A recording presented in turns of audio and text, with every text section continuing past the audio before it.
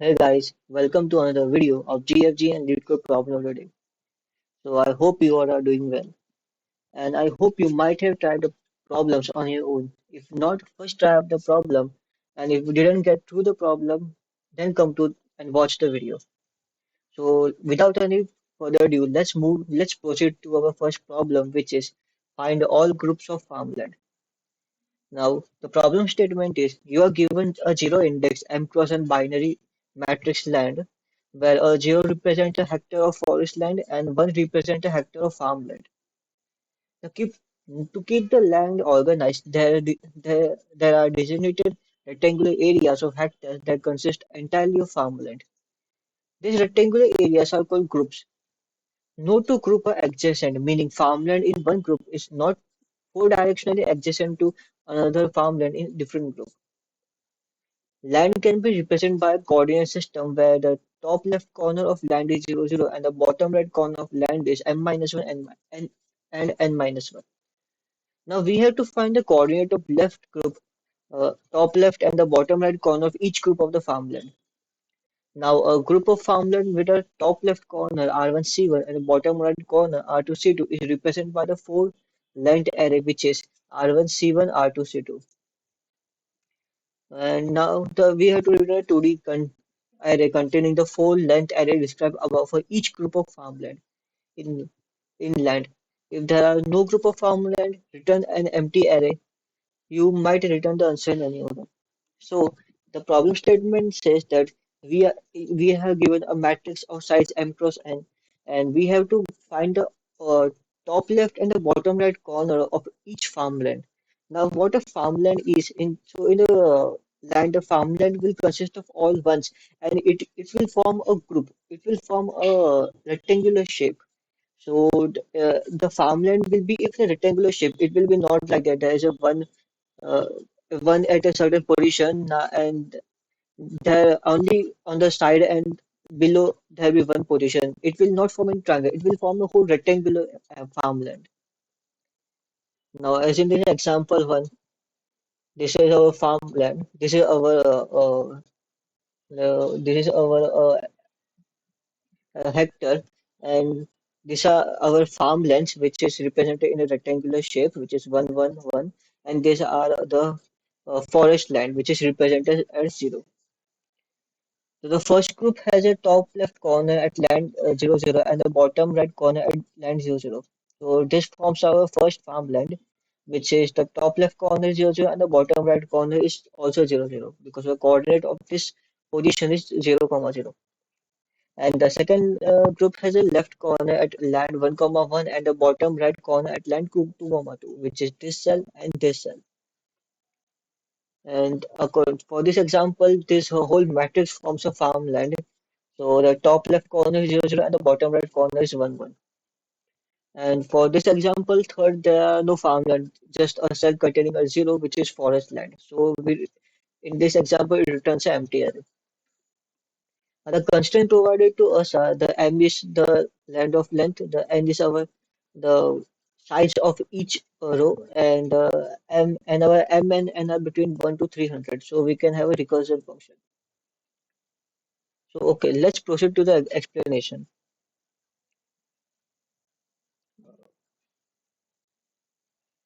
So let okay, so now our I and j. So in this, what we will do first, we will have a for loop, which will for loop and inner for loop, which will find out a certain farm, which is find out a farmland from where it starts.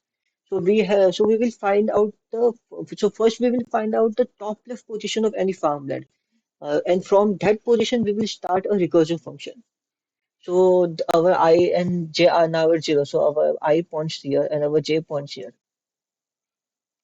And in this cell, we have form a first position, means first position where our farmlands start.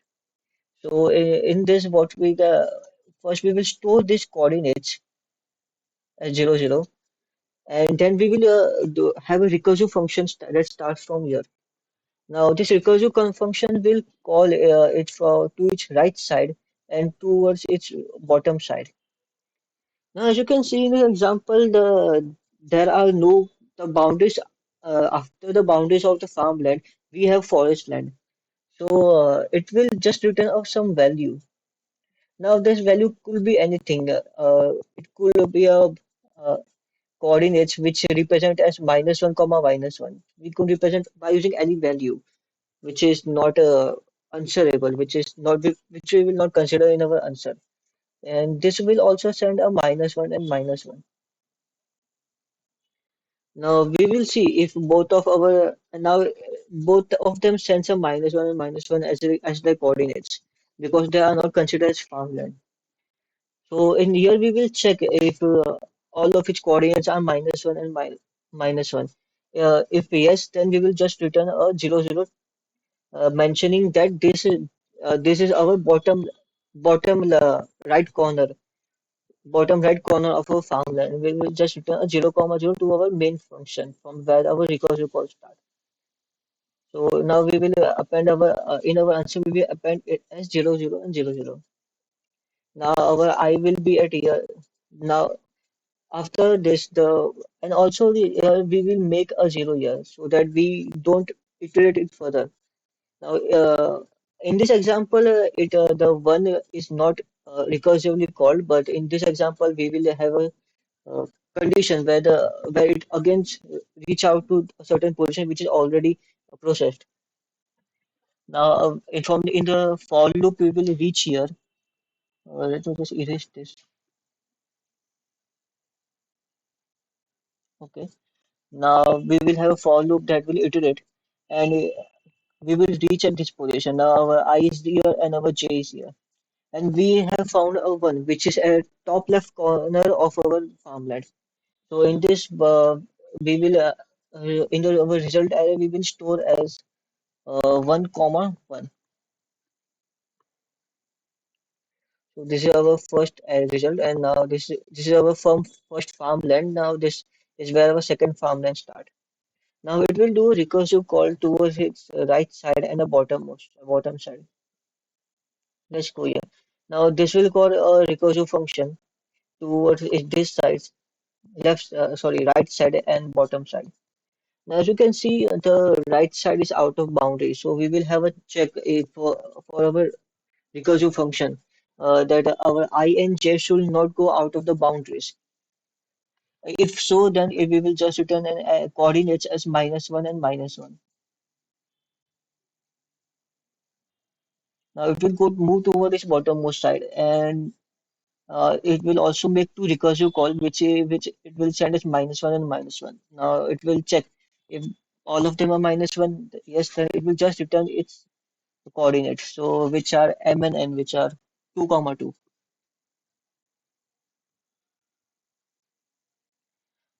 Now this one sends -1 and -1, and this one sends 2 comma 2. So from both of them, we will return a 2 comma 2 because -1 and -1 are considered as invalid coordinates. And also we will make a 2 here. Sorry, also we will make it at 0. I will just cross it out. But in the code, I will make it as 0. This is also processed, so I will make it as 0. Now it will send as 2 comma 2. Yes. Now this one now it has a 2 comma 2 with it. Now this cell is processed. So it will move toward its left and it will move toward its right and it will move toward its bottom. So it will send a -1 and -1. This will also send a -1 as -1 because I have made it as 0 because this cell is already processed. So in the safe condition, we will also do a check if that certain position is 0 or not. And from the both of this, it will send a -1 and -1, and it will also send a -1 and -1. So it will just send its own coordinate, which will be 2 comma 1. Now from this cell and this cell, which is greater? So this 2 comma 2 is definitely greater because it is the our bottommost cell. So we will find out which is the greater coordinate and we'll just send to our main function where our recursive call starts. So we will send 2 comma 2 and we will just appended to our result. Now our this call is this cell is processed, this cell is processed, this cell is already processed, so we will make it as zero. And our for loop will all start from here. It will encounter this cell which is zero, so it will not process it. Then it will move toward its last cell which is here, and our for loops end here. And our for loops end here. So that's how we can find our answer. So let's move towards our code.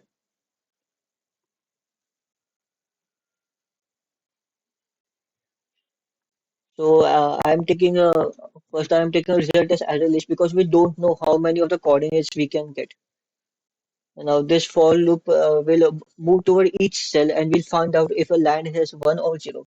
Now if a land has one means it is start of a farmland. Uh, then initializing a coordinates array which is of size 4 and will store all the coordinates. Once a start of a farmland is identified, we will just it's coordinate 0 and 1 we will store at I and j pointer, which will be the top left coordinates. Then we what we will do is we will have a function call which will make a recursive call towards its right side and its left side. So this condition check for all the possible base case where our I is greater than or equal to n, our j is greater than or equal to m, I is lesser than 0, j lesser than 0, and our land is 1 or 0. So in this, all this case will be written a -1 and -1. Why I choose is -1 because in -1 could never be answer in this problem. So you can take any value which is lesser than 0. Then making our land as I0, making our coordinate as 0 from 1 to 0, it will be 0. So hence we will not process it again. Then making a recursive call towards its right side, which is I plus 1 and j, and towards the bottommost side, which is I comma j plus 1. Now we will get our answer from down and right. Now, in this case, we are checking if our down coordinates is greater than right coordinates. If so, then we've written our down, considering as this is our bottommost, bottommost corner or the last corner of our farmland. If not, then we will check if our right, the first coordinate of our right array is -1 or not. If not, then we are make sure that it is a safe coordinate. Then we will return a right here.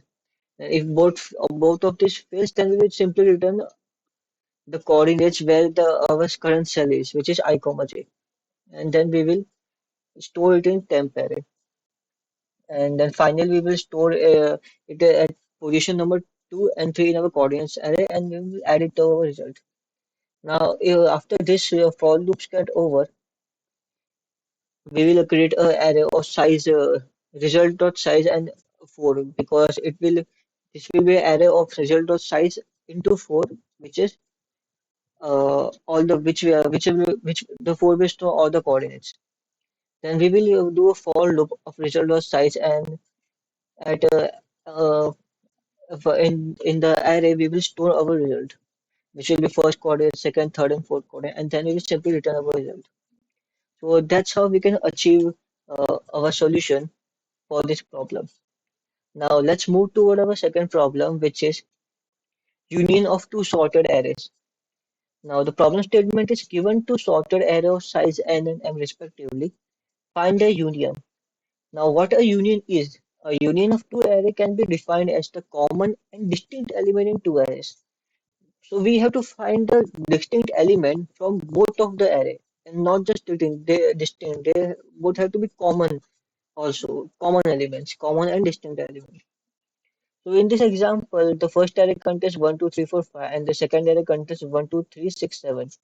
So in this 1 and 2 and 3 are being repeated and 4, 5, 6 are not repeated. So we will have a result as 1, 2, 3, 4, 5, 6, 7.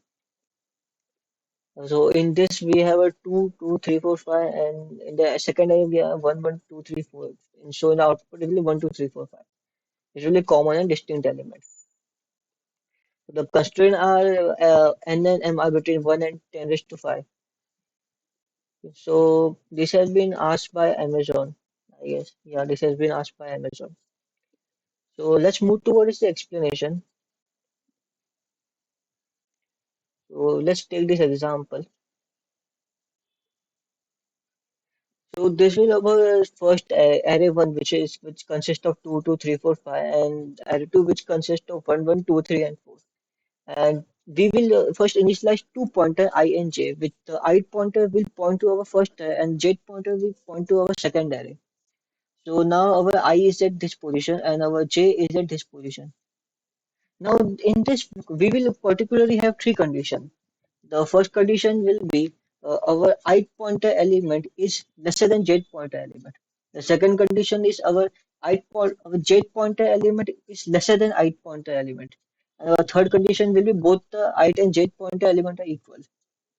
So our now I and j is at disposition.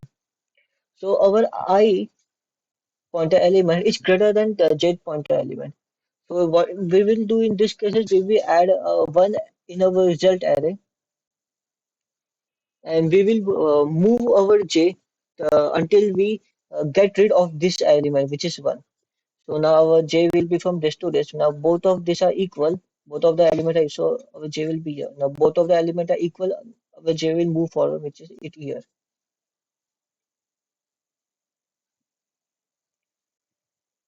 Now in this case, both 2 and 2 both are same. Our I point element, j point element. So in this case, what we'll do, we will add a 2 in our result and we move both our I and j pointer. So I is both of the elements are same, so it will move toward here, and we move a j pointer to here.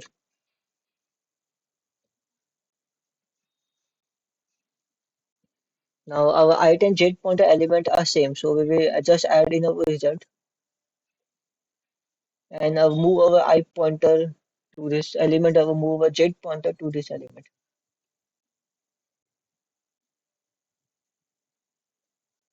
Our I and j pointer both elements are same, so we will just move toward. We will first append it to our result and move toward the next element, which will be our I point to here, and our j will point to here. Now our j is out of bounds, so we will have first while loop, which where we will see if our I and j pointer don't move out of the bounds. This is where our first while loop meets. Now we will also check after this while loop that if any of the array elements are remaining or not. So in this case, our I pointer element this 5 is remaining. So we will just add a 5 here and move our I pointer. So now I and j pointer both are out of bounds. Then we simply return this result. So now let's move toward our code. So I initialize our result array list, which will store our result. Then initializing I and j pointer to 0. This while loop will check if I and j pointer doesn't move out of the bounds. So this first if we'll check if our array element I pointer and array 2 at j pointer uh, is less, if our array 1 of I is lesser than array of 2 of j, means our this element is lesser than this element. So it's not. So in this case, if we move toward here, array 2j is lesser than array 1 of j. So we will append our result, uh, append the element in our result, and then we will store this element in a num. And this for loop will move towards the j pointer where we doesn't encounter our value, that element again, which we have already appended in our result. So this while loop will check if j doesn't move out of bound and our array element of j is equal to num. If yes, then it will do a j plus plus. Similarly, if array 1 element is lesser than array 2 element, it will do the same process for I pointer. Add a element to our result, then store it in a num and check until we doesn't encounter the element again in our for loop or in our array. Then if both of the condition doesn't satisfy, we will be in a third condition where a result get added to a. We will just add any of the elements because they both are because I pointer element, j pointer element both are same. So we can add any of our element to result. Then just storing it in a num, and for both I and j pointer we will just add it. we will just increment both I and j pointer until we doesn't get that element again. Now, if this while loop is satisfied, means if any of the I and j pointer is get out of bound, so in this case, what will after this it will check if our I is lesser than n. If yes, if our I is not out of bound, then we add two. We will do similarly do the same process. If it will just add the element to our result, store it in a num, and this while loop will get rid of this element, or we move our I pointer. Similarly, we will check if our j is lesser than m and do the same process. And finally, we will return our result. So that's how you can solve this problem. So the talking about the time and space complexity of this problem is the time complexity of this problem is big of m plus n as we are moving both the m plus n elements. And the space complexity is also big of m plus n because there might be a case where both array contains distinct element. So time complexity and space complexity both are big of m plus n. So yeah, that's how you can solve both of this problem. I hope you did understand the explanation and find a slight bit of uh, idea of how to solve this kind of problem. So yeah, that's it for this video. Let's see again for the next problems, and until then, goodbye.